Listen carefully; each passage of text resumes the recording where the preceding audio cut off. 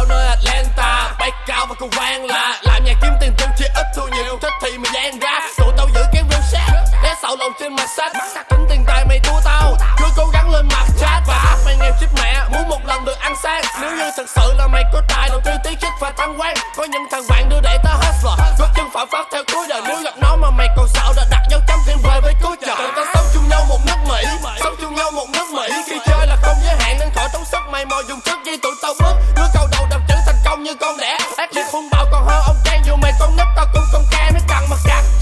Mày có tư cách để bay cùng nhau eo chay dắt đi một đoạn đường dài. Thì cuộc chơi này mày nghĩ từ sau tháng thức dậy, mắt vừa mở là thở này khó có chất cần sai. Chân tụi tao lướt ta thấy bờ bến nó hơi dần xa. Đen ngoài kia